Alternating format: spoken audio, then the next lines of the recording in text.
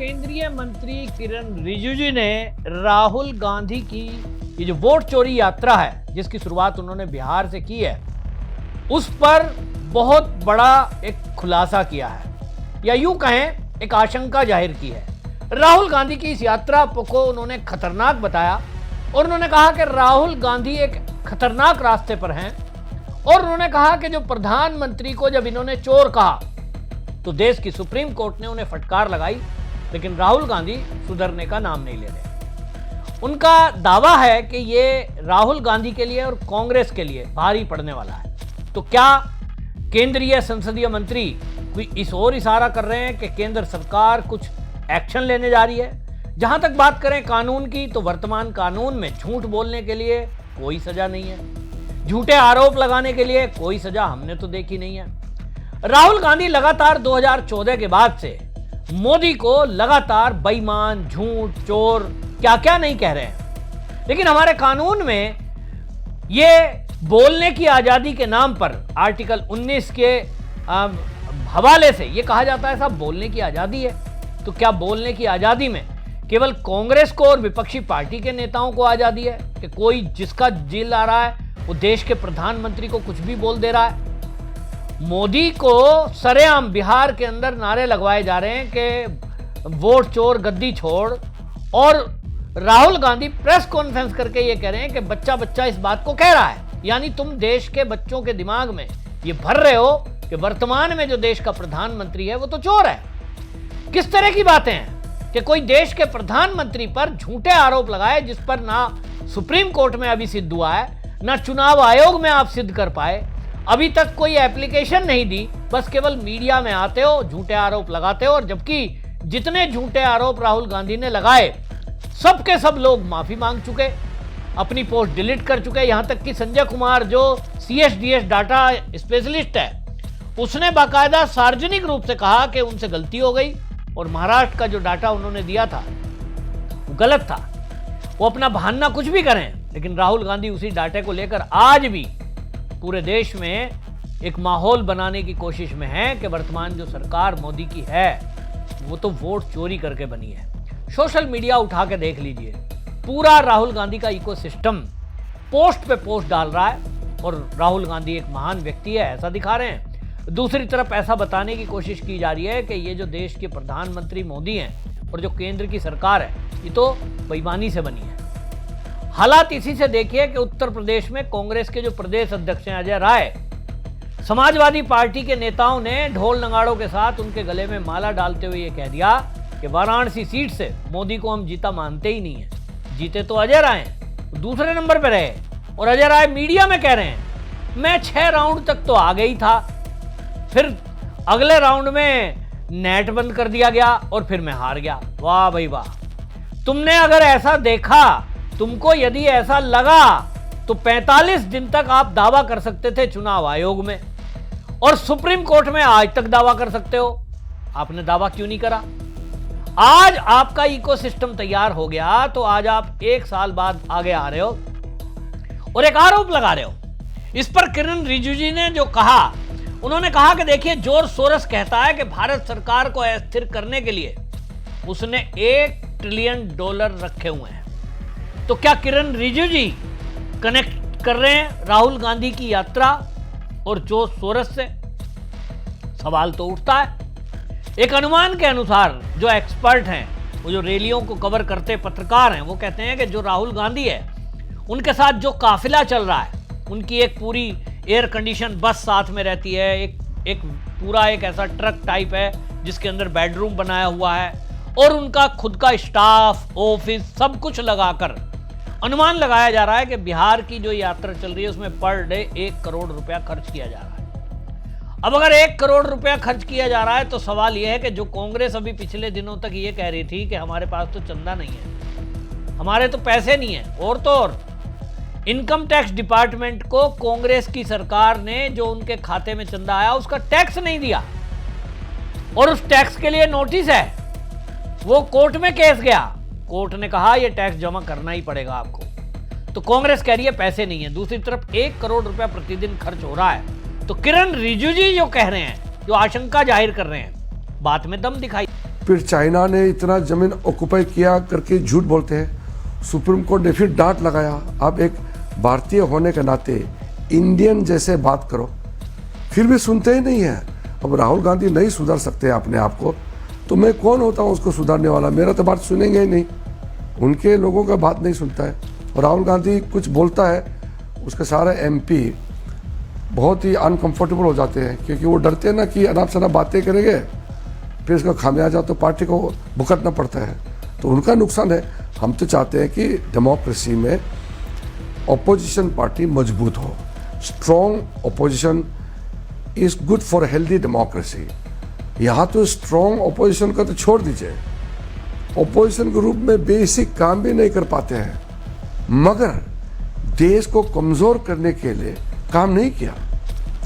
ये राहुल गांधी तो बहुत डेंजरस ट्रैक में जा रहे हैं कि जो सोरोस बोलते हैं कि भारत के सरकार को डिस्टेबलाइज करने के लिए $1 ट्रिलियन रखा है, या भारत विरोधी खालिस्तान फोर्स कनाडा में, यूएस में, यूके में बैठा है, और भी कई लेफ्ट ऑर्गेनाइजेशन है जो देश के खिलाफ काम करने के लिए षड्यंत्र रचा रहे हैं, उनके साथ तालमेल करके राहुल गांधी और कांग्रेस पार्टी काम कर रहे हैं।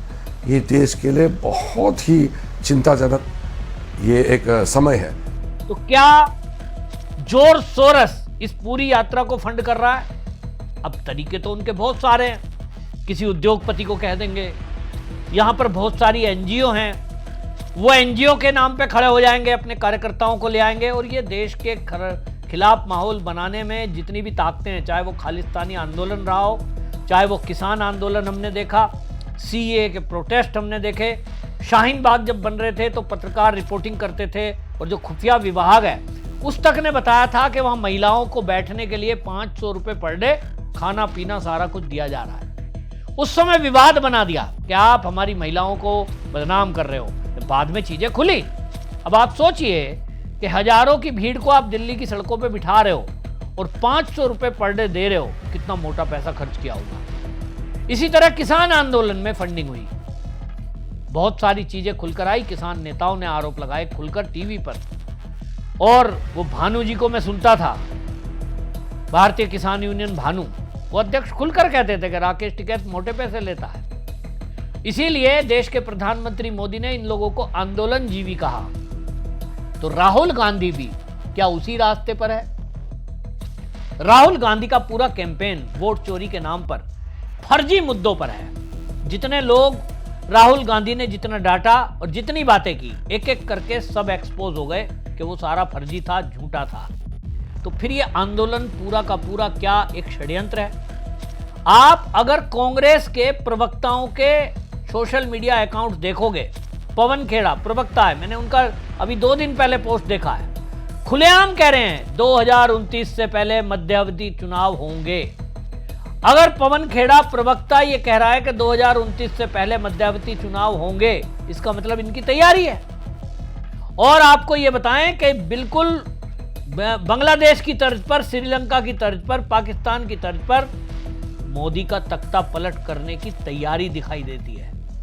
बिहार में जिस तरह से नारे लगवा रहे हैं, आप सोचिए कि चुनाव आयोग ने कहा आप आइए, कोई शिकायत है हमें दीजिए, हम जांच कराएंगे, उसमें नहीं जाएंगे क्योंकि पब्लिक को फिर क्या मुंह दिखाएंगे। सुप्रीम कोर्ट में केस नहीं डालेंगे और बस चिल्लाएंगे कि वोट चोरी हो गया।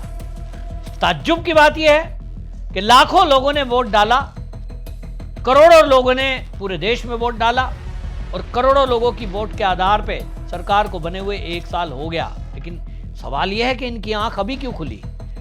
उत्तर यह है कि बिहार चुनाव में जो एसआईआर जैसे ही चुनाव आयोग ने शुरू किया, उसमें जो घुसपैठिए हैं उनको निकालने के लिए जो कहा, बस यहीं से बात खराब हो गई।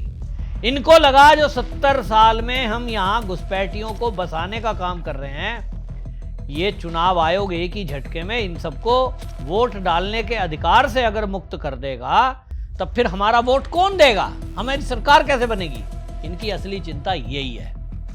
और इसीलिए एक सोची समझी रणनीति के तहत किरण रिजिजू जी कहते हैं कि पहले राफेल पे हल्ला किया इन लोगों ने कि राफेल में घोटाला हुआ, बाद में वो घपला निकला, सब बेकार।